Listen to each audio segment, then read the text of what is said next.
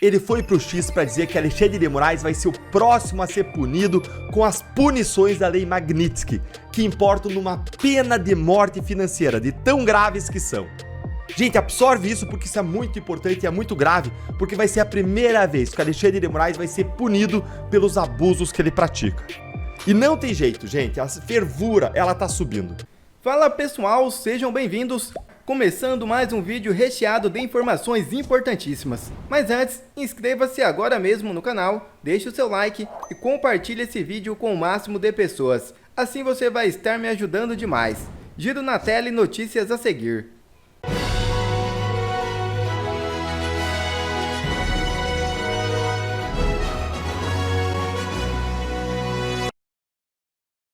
Advogado aciona a Embaixada dos Estados Unidos e pede sanções contra Moraes por prisão de cidadã norte-americana. É isso mesmo. Flávia Magalhães teve a prisão preventiva decretada no Brasil por um post na rede social X e suposto uso irregular de documentos.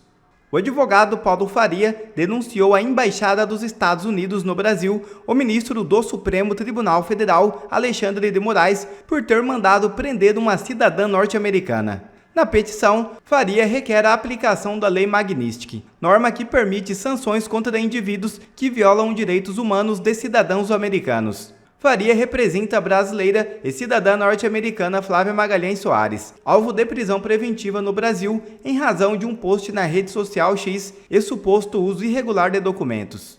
A denúncia formalizada em 4 de março de 2025 sustenta que Flávia teve sua liberdade violada sem notificação prévia. Em 2022, ela publicou um conteúdo na plataforma X. Em 2023, sua conta foi bloqueada sem aviso. Ela só soube do fato por terceiros. No mesmo ano, entre 5 e 11 de dezembro, entrou e saiu no Brasil regularmente, com passaporte norte-americano registrado pela Polícia Federal. Mesmo sem descumprir decisões judiciais, Flávia teve prisão preventiva decretada em 8 de fevereiro de 2024 e seu nome foi incluído no Banco Nacional de Mandados de Prisão do Conselho Nacional de Justiça em 14 de fevereiro.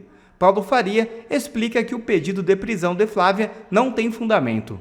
A acusação de tentar ingressar irregularmente no país é infundada, pois seu passaporte foi carimbado conforme os trâmites legais de imigração. Explica Faria. O advogado argumenta que a prisão afronta princípios jurídicos brasileiros e internacionais.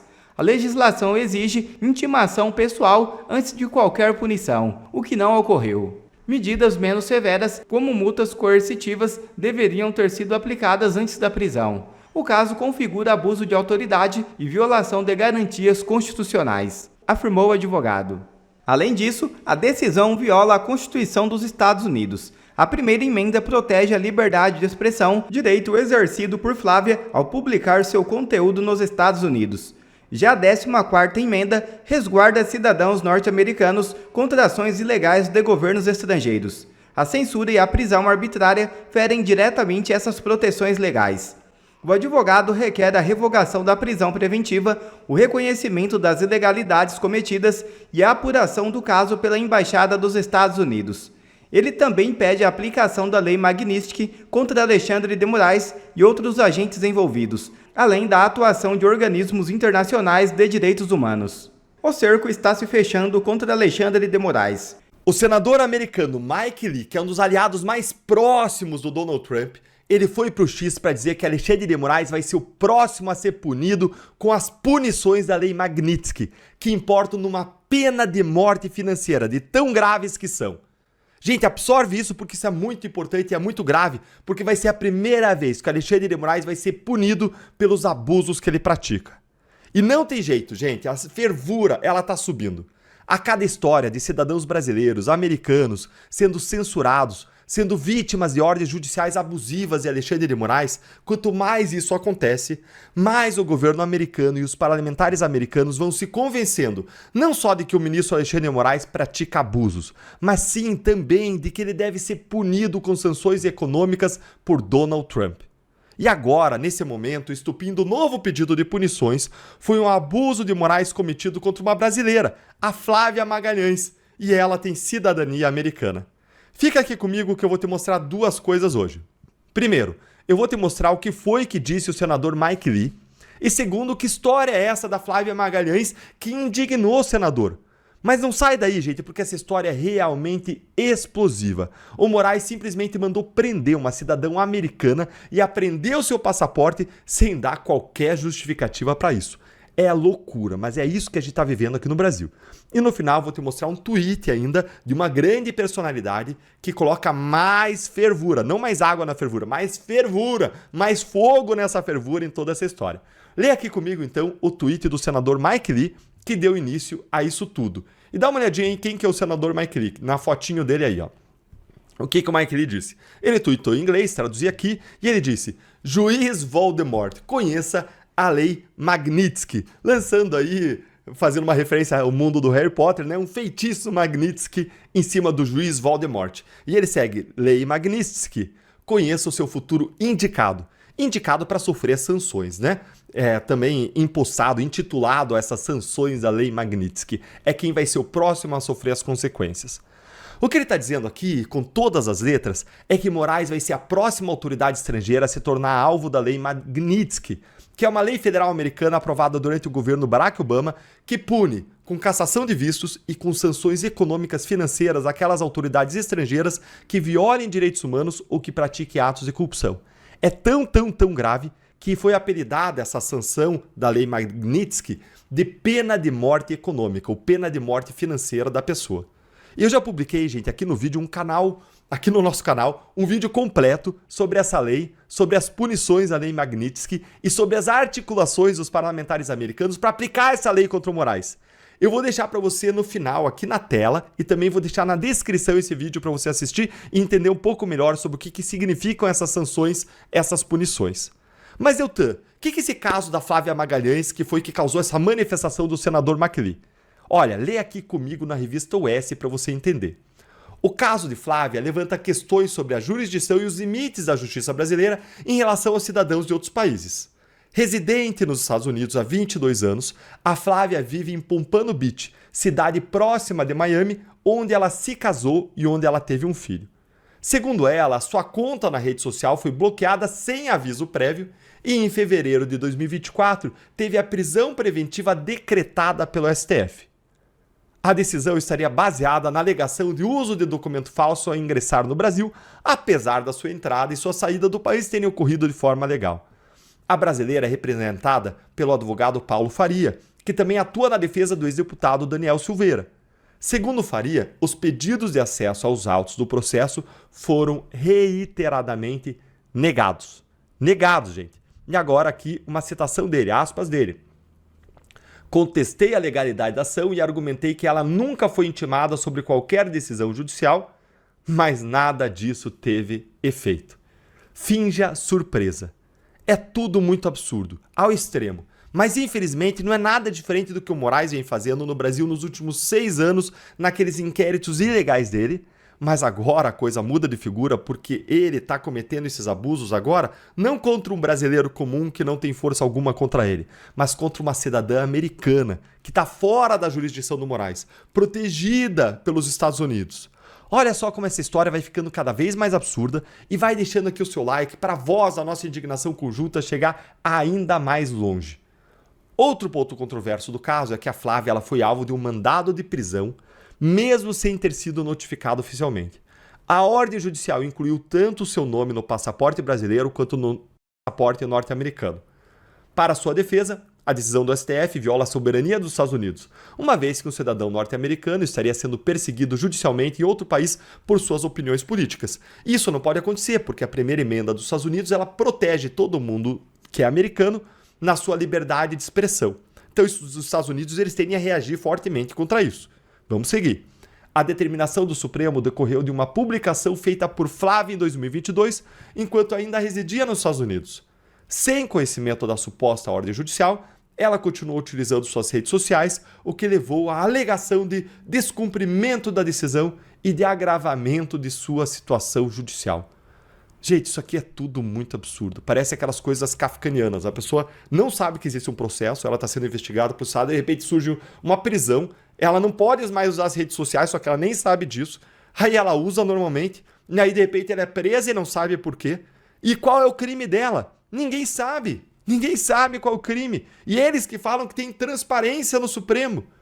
Agora, de tudo isso aqui que a gente está vendo, a gente vê que a batata do Alexandre de Moraes está assando. E aqui a gente está vendo a viralização de notícias sobre os abusos judiciais e morais lá nos Estados Unidos. E por que isso está acontecendo? Porque vários influencers, políticos, jornais de direita, como a Revista OS, estão traduzindo suas matérias e posts para o inglês para que informações como essas cheguem ao governo americano e aos parlamentares americanos. E aparentemente, gente, isso tudo está dando muito, mas muito certo. Olha aí agora o que eu vou mostrar para você. É um post do Mário Naufal. Ele tem mais de 2 milhões de seguidores. Ele fez o post em inglês falando sobre o caso da Flávia. Dá uma olhadinha aí, ó. Esse aí é o post dele, ó. É o Mário Naufal, para você checar aí. E aí você vai ver aqui o post. O post chegou a simplesmente, ele só tuita em inglês, deve ser norte-americano. O post chegou aí a 1,1 milhão de pessoas. Como eu disse para você, as coisas estão viralizando. Até foi esse post aqui que o senador americano Mike Lee repercutiu. E se você ficou animado, aliás, com o que o senador Mike Lee disse, então curte o vídeo com força e veja aqui agora quem também ficou sabendo desse caso absurdo da Flávia Magalhães e comentou no X em cima desse post aí do Mário Naufal. Adivinha quem? Quem? É o que eu prometi para você para o começo, mostrar uma grande personalidade que também atuou aqui no Twitter em relação a isso. Olha aí quem é, vai descer aqui, descer, olha aí quem é, ó. Olha aqui, ó, ele, Elon Musk. Dá uma olhadinha aí. Elon Musk, que como vocês sabem, ele estava alguns dias atrás questionando no X se o Moraes tinha bens e propriedades nos Estados Unidos para serem bloqueados pelas sanções econômicas da Lei Magnitsky. Ele, justamente ele, que é o braço direito de Trump, liderando uma espécie de ministério no governo americano. Ele, justamente ele que financia a campanha do Trump de políticos que vão tomar a decisão. Ele que foi duramente atingido por decisões abusivas e morais. Ele, fazendo um tweet aí curtíssimo. Problemático. É um tweet curtíssimo, dizendo que tudo é problemático, mas a importância e força desse tweet é inversamente proporcional ao seu tamanho. E seria esse um efeito Donald Trump? STF diverge sobre rapidez em julgamento de Bolsonaro. Ministros discordam sobre resultado da ação antes de 2026. Do Supremo Tribunal Federal estão discordando sobre o ritmo do julgamento do ex-presidente Jair Bolsonaro. O que está acontecendo, Basília? Qual é, nesse momento, o ponto de entrave ali entre os ministros? Há quem aposte que fica só para o ano que vem?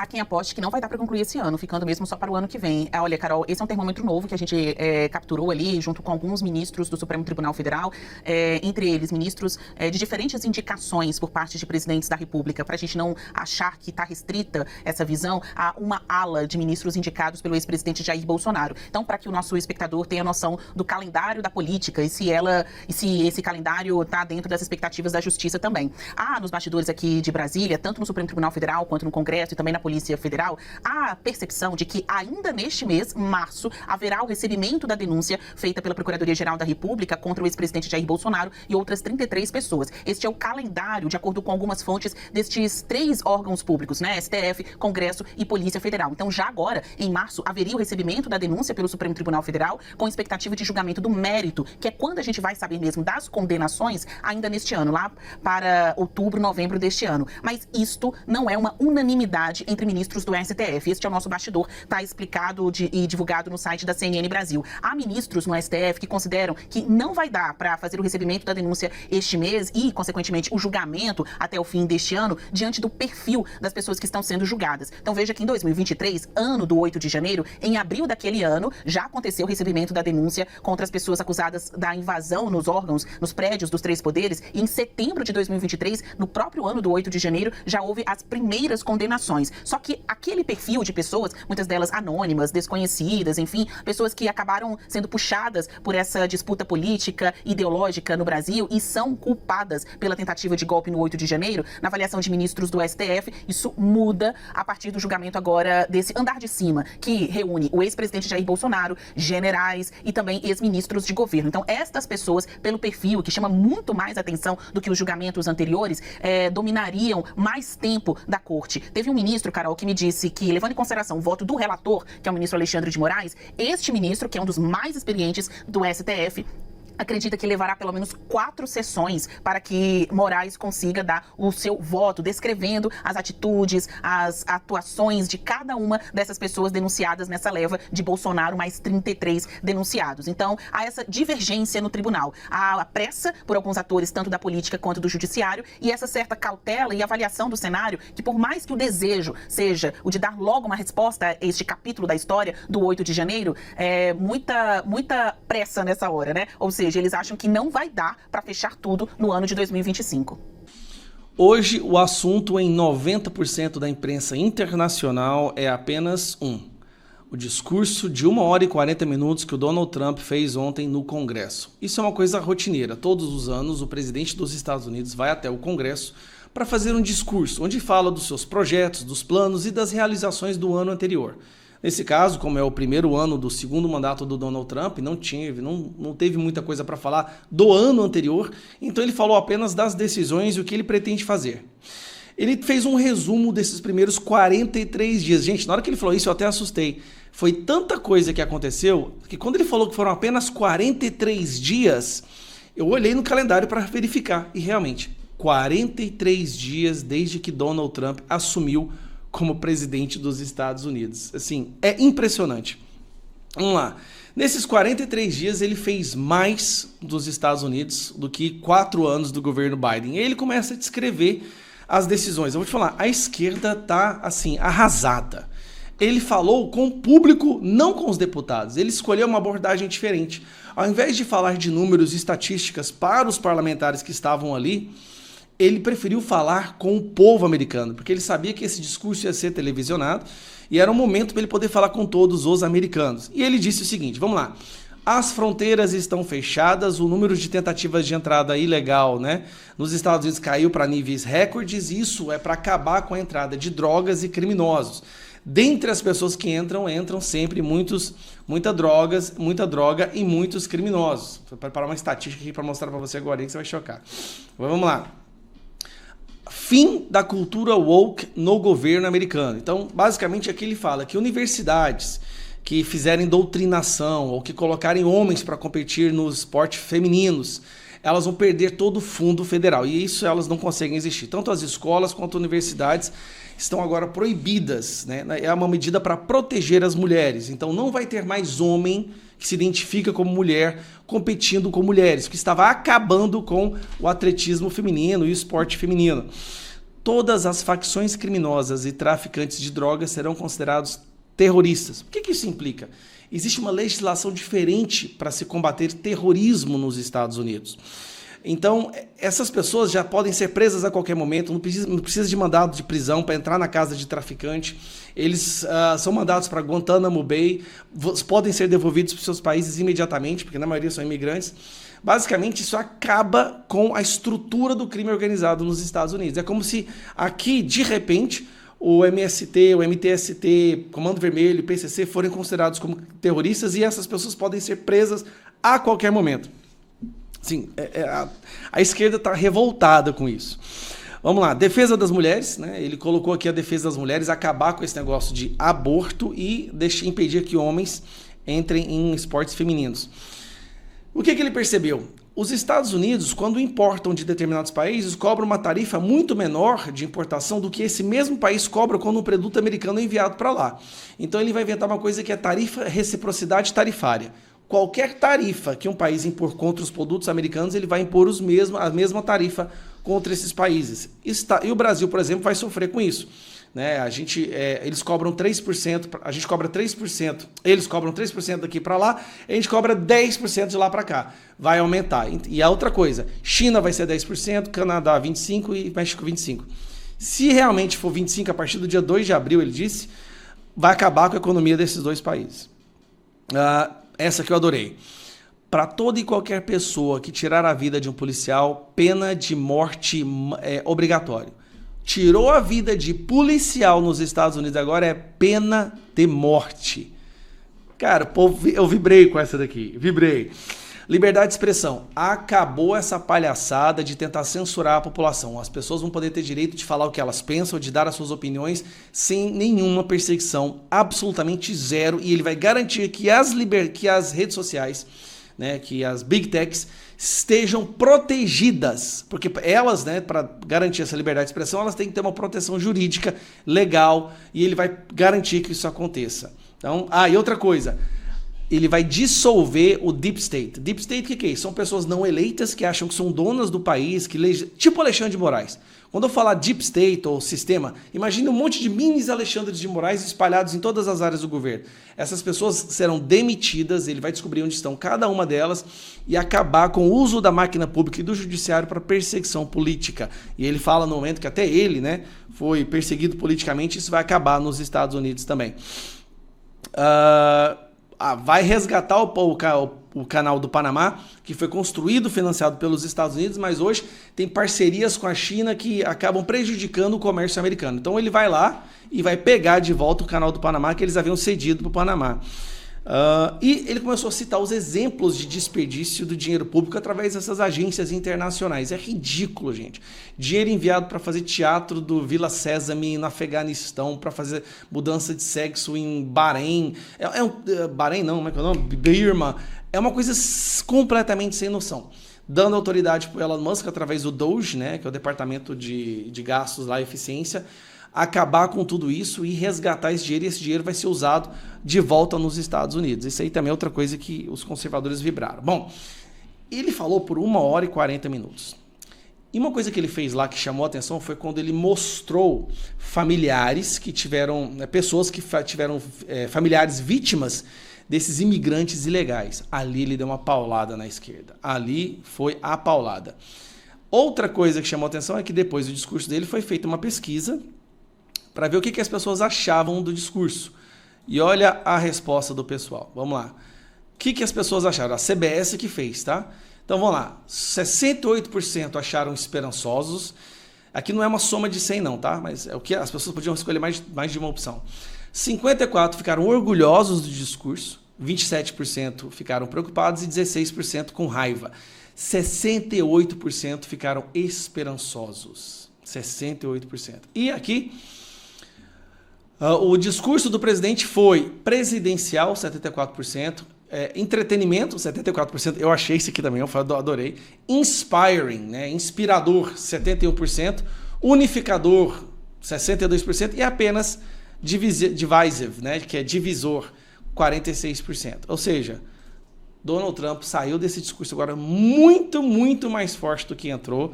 E é um daqueles casos que a esquerda... Não, e durante o discurso ele apontava para a esquerda. Teve um momento que ele falou assim, vamos acabar com essa história de tráfico de drogas e tráfico de humanos, e apontou para a esquerda.